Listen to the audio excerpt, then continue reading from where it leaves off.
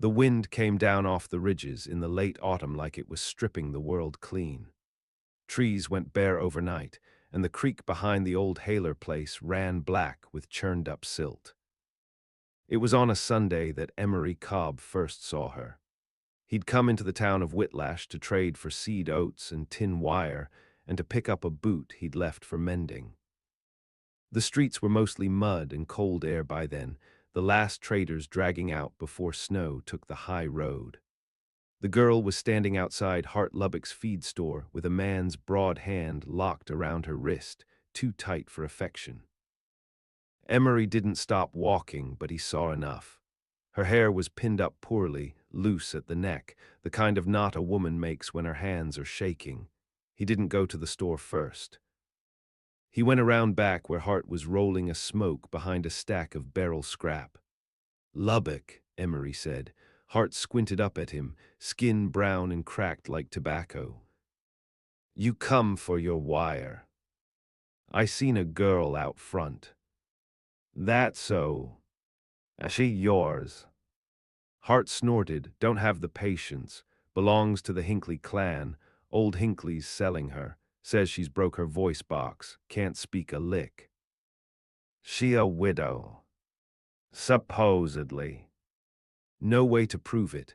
No kin but her bastard father, and he's looking to offload her like a rusted plow. Claims she was married off in Shelby, but her man died quick and left her cursed."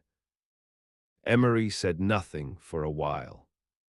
He could hear the girls breathing sharp and fast, just beyond the wood, though maybe it was just wind sneaking through the slats. "How much?" $6 and a pair of good boots." "Done." Lubbock's laugh came low and wrong. "Hell, Cobb. You gonna try and make a wife out of that?" "No," Emery said. "I'm gonna make her useful." She didn't speak on the ride back to the homestead, not once. She sat in the buckboard like driftwood, eyes fixed on the dark teeth of the sweetgrass hills in the distance. Her hands were blue from cold, but she didn't ask for the blanket under the seat. Emery offered it once. She didn't reach for it, so he left it there. When they crossed into his land, snow started to fall like ashes. He gave her the barn loft to sleep in, not the house. There was a stove inside and a cot and his mother's old quilt. He put a basin up there too, and a flask of corn spirits. She didn't look at him when he explained these things, but she nodded, just once. "What's your name?" he asked. She didn't answer. "You got one." She stared at the stove. "Fine," he muttered. "I'll call you Ruth." It was a name he remembered from somewhere. A Bible, probably, or a woman who died too young.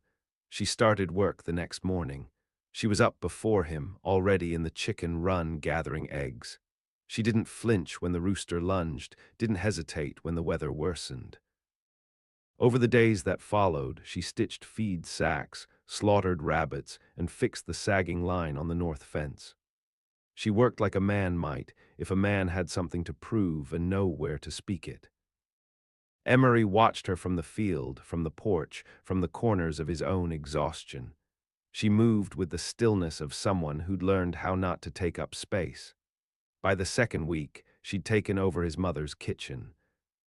Bread in the oven by dawn, lard soap made and drying on the sill. She never wrote him notes, never pointed, just silence heavy as iron. In town, they started whispering. Cobb bought himself a dumb whore, someone said outside the mercantile. Others weren't so cruel, just baffled. He was near 40, still had both eyes, no criminal record, a decent plot of land with deep wells and clean hay. Why waste time on a mute stray? He ignored them. He always had.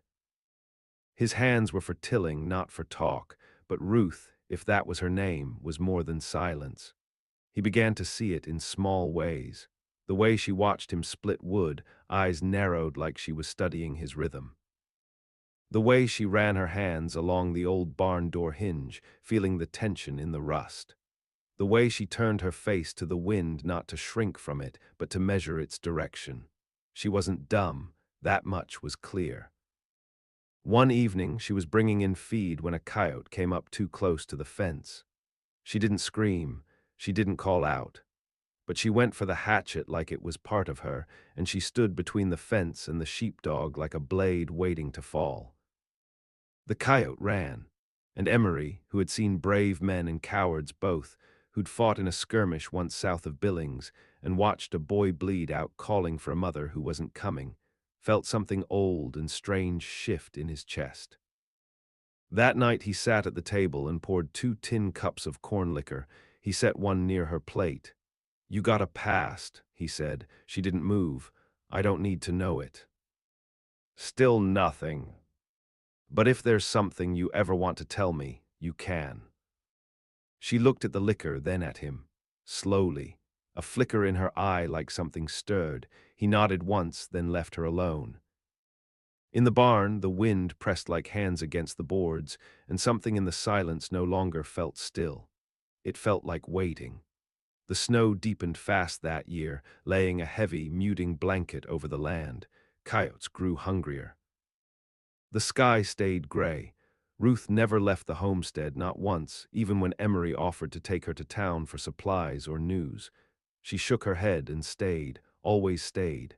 She'd taken to watching the tree line at night, not in fear. In readiness, like something had once come from there and might again.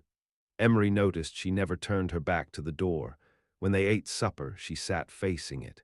When she mended harnesses near the hearth, her eyes flicked to the window if the wind hit wrong. Her silence wasn't the quiet of peace. It was the silence of someone who knew the price of sound. She didn't flinch from work, but she didn't sleep right. More than once, he woke in the barn's lower level to the creak of her weight pacing overhead. Slow, deliberate steps, again and again, like she was testing the strength of the floor. He never called up to her. Let her pace. Weeks passed. The river froze solid. His hog got sick and died, lungs full of frostbit air. Ruth cut it up without a word, salted and hung the meat in the cellar, then scrubbed herself raw at the pump. She moved through the motions of a farmer's life like she'd lived it before, or like she meant to live it longer than anyone else ever had. One night, mid-January, Emery heard something he hadn't in months. Laughter. It came from the barn, sharp and sudden. One bark of it cut off fast, not a man's voice. A woman's, hoarse, rusty, full of something he didn't understand. He left the cabin and went out, rifle in hand, thinking maybe someone had gotten in. Tramps sometimes wandered through in winter, desperate men. He opened the barn door slow. Ruth was kneeling near the colt, hand on its chest, her back turned. The colt had gotten loose of the halter, rolled itself into the hay, legs flailing like a drunk. She was laughing at it, quietly now, just a low, ragged sound like it was being pulled from her lungs against her will. When she noticed Emery, she stopped, went stone still. He didn't say anything, just stood there and watched her. In the lamplight, she looked smaller than usual, not frail, but curled in on herself. She kept her hand on the colt, stroking it with slow, firm strokes like calming a child. "You can laugh," he said after a while. She looked at him, didn't blink. "You ever gonna talk?" She opened her mouth then, not wide. Just parted her lips like she meant to speak. Nothing came, but her throat moved like she'd swallowed something sharp. The colt neighed, breaking the moment. Ruth stood up fast, brushing hay off her dress. She walked past him and out into the cold, bare arms, no coat. He found her later behind the shed, half in the snowdrift, arms wrapped around herself, not shivering, just waiting for the wind to swallow her. He didn't ask why. He brought a blanket, didn't touch her, just laid it over her shoulders and turned back. She didn't follow. Come spring, the thaw revealed things better left buried, bones of animals, a rusted knife near the fence line. A leather pouch tucked under the hay barrel that didn't belong to Emery. Inside, a broken hair comb, a child's button, and a locket with no picture. She found him holding it one evening. He hadn't meant to confront her, just wanted to know if it was hers. When she saw the locket, she went rigid. "Yours." No answer, he set it on the table. "I won't ask again." That night, she didn't sleep in the loft. He found her in the lambing shed, curled against the wall with her dress torn at the seam like she'd run from something inside her own ribs. Her hands were covered in dried blood. One of the ewes had birthed twins, and only one lived. He tried to take her arm to pull her up. She slapped his hand away. Then something wild passed through her, and she stood without help. She stared at him for a long time, then did something she hadn't before. She reached for his hand and pressed it to her own throat. It was dry and soft as old cloth, but under it he felt it was a scar. A jagged rope of tissue across the base of her neck, deep and cruel. She held his hand there a moment longer, then let go and stepped back. Emery didn't ask who'd done it. He'd seen enough men in the war who'd come back with rope marks and hollow eyes. He'd seen women branded with worse. But he realized something then. Ruth could speak, or she had been able to. That much was clear. And someone had taken it from her. Weeks passed. They worked side by side. She still didn't speak, but something in her changed. She whistled now, tuneless and low. She began drawing lines in the dirt with a stick as she waited for bread to rise. Symbols he didn't recognize, circles and lines and half-formed words. He never asked what they meant. One evening, mid-April, a rider came up the road. Emery saw the dust trail long before the horse. A man, rough coat, wide-brim hat, limp in one leg. He rode like a man who'd been looking for something and didn't like what he'd found. Emery stepped out with the shotgun. Ruth was in the barn. He heard her stop moving the second the hooves hit gravel. "Help you," Emery called. "Maybe," the man said. "Looking for a girl, mute, about so tall. Ran off from her people." "What people's that?" "Her kin," the man said, smiling without warmth. "Don't matter who I am, just want what's owed." "She owe you." "Not me, her pa paid me to find her. Said she was unwell, prone to wander. Dangerous even, might have slit a man's throat out in Shelby. Hard to know, she can't tell us." Ruth stepped out of the barn then, not sneaking, just calm, barefoot in the dust, sleeves rolled. Emery looked at her. Her face had changed. It wasn't fear, it was rage. She walked toward the man without blinking. He watched her come like she was a ghost. "She yours?" he asked Emery. "No," Emery said, "she ain't." The man chuckled. "Well, she will be, one way or another." Ruth raised one hand then, just held it up, palm out, and finally she spoke. Her voice was low, broken at the edges, full of gravel and rust, but it came. "I ain't going back." The man looked stunned. "You can talk." "I can kill," she said, and the way she said it, there was no doubt. The man didn't dismount, didn't move at all for a breath, like her voice had knocked the bones out of his body. Then his eyes sharpened. "That's a threat." "No," Ruth rasped, "it's history." She turned and walked back to the barn, her hands empty, her shoulders squared. The man watched her go, then spat in the dirt. "She's got a bounty," he said, quieter now. "Don't matter what you think she is to you. She's marked." "I don't give a damn about bounty," Emery said, "and I don't see your badge." The rider's mouth twitched. "I'll be back with paper and more men." "She's got things to answer for." "She already has," Emery replied. The man rode off slow, not retreating but calculating. By dusk, Ruth had moved all her belongings into the cellar. Not to hide, there wasn't fear in her eyes anymore, but to position herself. She pulled up floorboards to lay iron tools. She greased the hinges on the storm door. She oiled Emery's spare rifle. She didn't ask permission. And he didn't offer protest. She sat at the table with him after dark, didn't eat, just watched the fire flicker in the stove, face hollowed by it. Emery said nothing. After a long silence, Ruth spoke again. Her voice was stronger than before, but still stitched through with damage. "They sold me first in Shelby, after my husband was hanged." She didn't look at him as she said it. He wasn't guilty, but he was from Arkansas and had black in his blood. They claimed he stole a horse, hung him on a post while I watched. I screamed. That was my first mistake. Her fingers gripped the edge of the table. They beat me for that, took me into a back room, tried to cure the noise. One of them slit me here, she pointed to the rope scar across her throat. Didn't kill me, but it stopped the screaming. Emery didn't interrupt. My father found me in the street, took me home, then sold me again. Told folks I was cursed. Made them believe I brought ruin to every man I touched. Her eyes turned to him now, cold and sharp.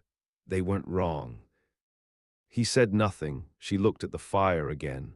I killed a man after that.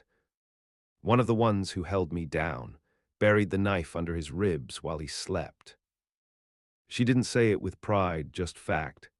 Since then, I've run. Every place I've stopped, someone tried to own me. Until now. She looked at him, and for the first time since he'd known her, there was no mask on her face. I don't know what you want from me, Emery Cobb, but if you ever try to sell me like the rest. He didn't let her finish. I won't, he said, a long silence. Then she nodded. The next morning he found her in the field digging post holes. The earth was still stiff from the tail end of frost, but she worked like it owed her something. She didn't pause even when he brought her water. He worked beside her that day, didn't talk, just dug. Post after post until the sun hung low and red and their hands bled from the shovel handles. When they finally stopped, he asked, "You ever plan to leave?" She wiped her brow with a strip of torn cloth. That man'll come back. I know. He'll bring others. I'll be here. She looked at him long, like she was trying to see something deeper than words. Then nodded. 2 days later, the rider came back, not alone, 4 others with him. One wore a U.S. deputy's badge that looked new enough to still smell of polish. They came up the road just past noon, sunlight catching on their rifles. Ruth didn't run. She stood on the porch, shotgun over her shoulder, and waited. Emery was by the barn, hoe in hand, face unreadable. The men dismounted slow. The one with the badge stepped forward. Miss Ruth Hinckley, by the authority of the county of Teton and the township of Shelby, you are under arrest for the murder of Roy Eckhart. Ruth didn't flinch. You got proof? Emery asked. The deputy held out a folded piece of paper. Emery didn't take it. He raped her, he said instead. Weren't no trial, the man muttered.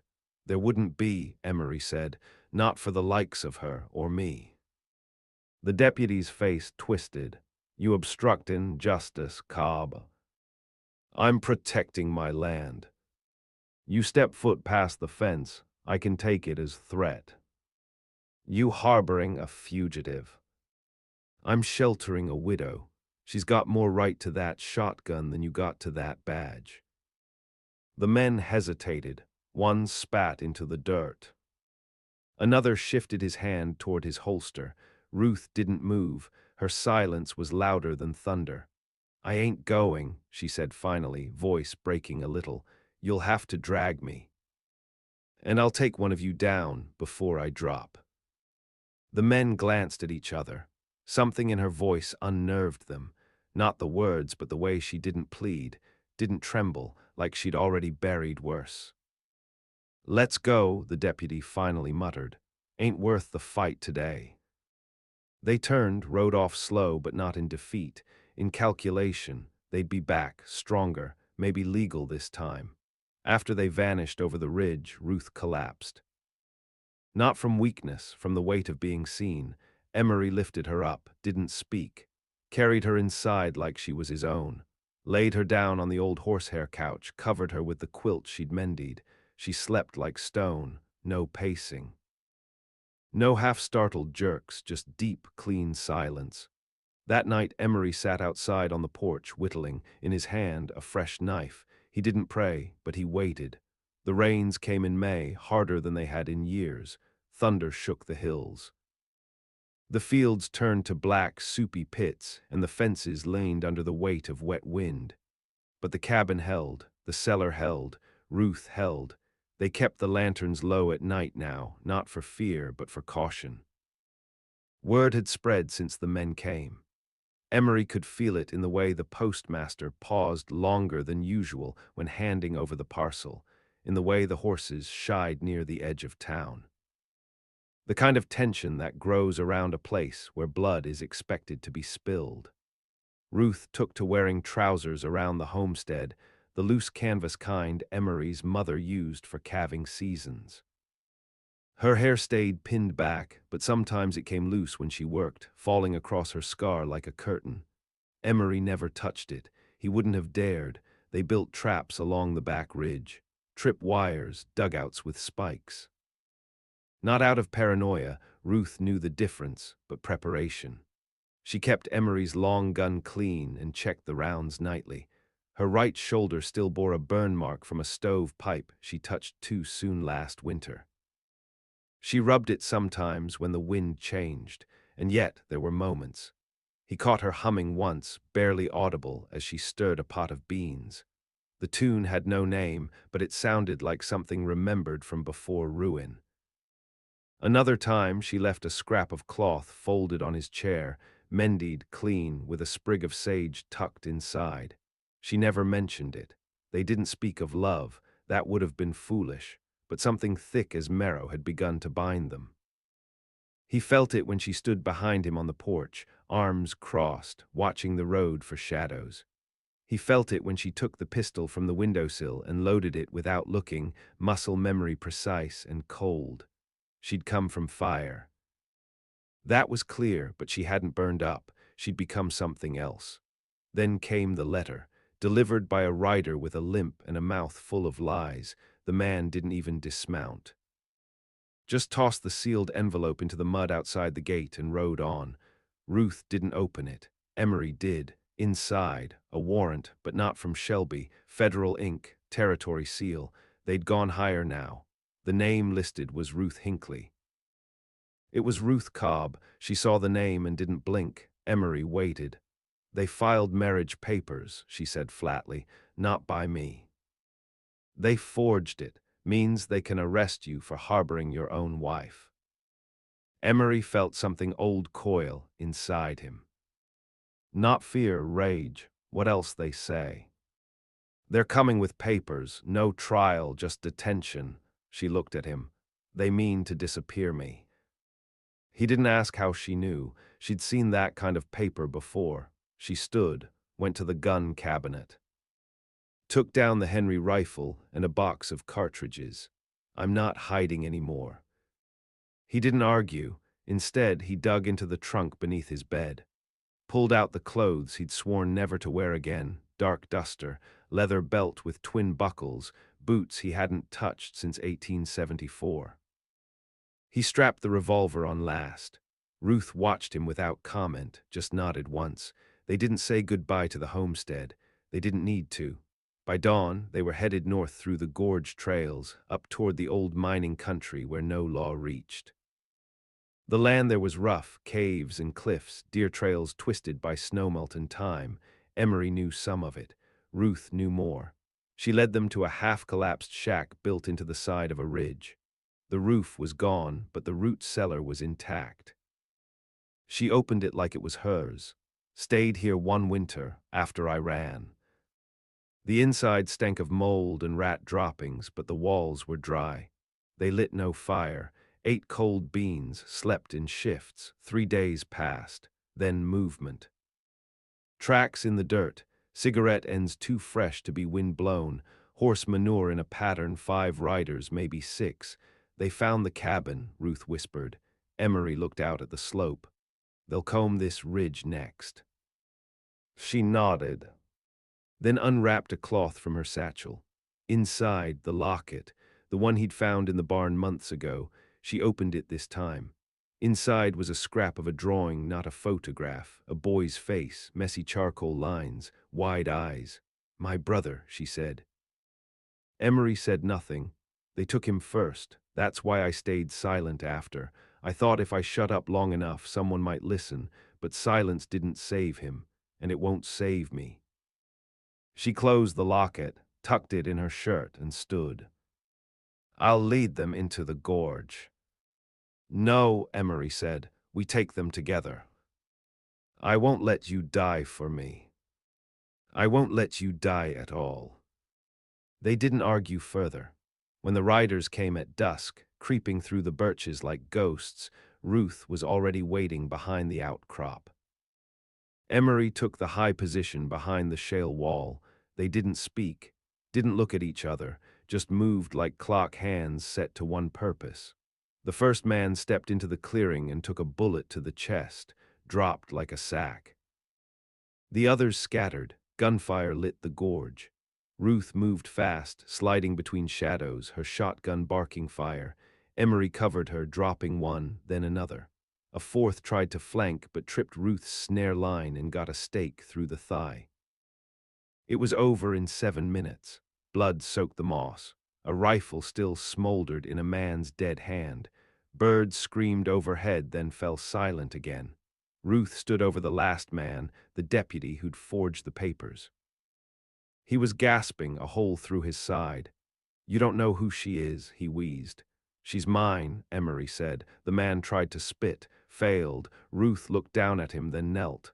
"Tell them," she said. "If they send more, they'll end the same." The man whimpered. She put her boot on his wrist. "Tell them." Then she stood and walked away.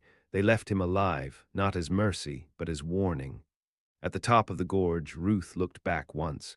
Her voice was steadier now, rough but sure.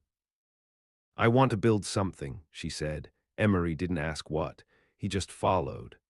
They settled near the bitterroots by early summer, where the land curved like a sleeping woman and the pines stood black against the sky. Emery found an old trapper, cabin 3 miles west of the logging road, roof half caved but walls still strong. Ruth said it would do, so they made it do. No one asked their names out here. They bartered at the edge of ghost towns, took what they needed, and returned to the forest like shadows slipping back into brush. Emery hunted elk. Ruth learned to tan hide. They fished with snares and boiled pine needles for tea. They slept close but not always together. Some nights she stayed on the porch with her shotgun, waiting for dreams that didn't come. The silence between them had changed. It no longer held weight, it made space. Ruth carved now. Bits of wood turned smooth in her hands, figures of dogs, birds, sometimes a crooked man with a wide-brimmed hat and no face. She never explained them. She didn't need to. They spoke more, not much, but enough. One morning, while gutting trout, she said, "They'll send someone better next time." Emery nodded. "Then we'll be better." She tilted her head. "You willing to die for that?" "No," he said. "I'm willing to kill for it." She looked at him for a long time, then handed him the cleaned fish. The next stranger came in August, not on horseback, on foot, a woman. She was lean, with a burn scar across her jaw and a rifle she didn't try to hide. Walked right into the clearing like she owned the sky. Ruth saw her first and didn't draw. They stared at each other like sisters raised in different hells. The woman didn't blink. "You Ruth." Ruth stood. "Who's asking?" "Name, Calla." "I was in Shelby the night you ran." Ruth didn't answer. "I saw what they did, couldn't stop it then. Been stopping other things since." Emery stepped forward. Calla looked him over. "You the one who keeps her breathing?" "I try." She nodded. "Good." Ruth crossed her arms. "Why are you here?" "They think you're dead." Emery raised a brow. Calla smiled without warmth. "The man you left alive crawled back to Shelby, told a tale so warped nobody believed it. Said you cursed the whole unit. Said your eyes turned black and your blood ran cold. They said he lost his mind. They buried him in the asylum 2 weeks later." "So they stopped hunting?" Ruth asked. They paused. Law's like a dog, it forgets sometimes, but it always comes back to the scent. Why tell me this? Calla shrugged, because I believe you lived, and because I wanted to see what a woman looks like after the fire don't kill her. She stayed that night. Ate with them, told stories of towns gone wrong, of women dragged into jails and never returned, of marshals bought cheap and judges blinder than snakes. In the dark, Ruth finally asked, "You ever kill one?" Calla didn't answer for a long while. Then not fast. They drank after that, corn whiskey bitter as bone. When Calla left at dawn, Ruth walked with her to the tree line. "You find others like me?" Ruth asked. Calla nodded. "A few, scattered, hidden."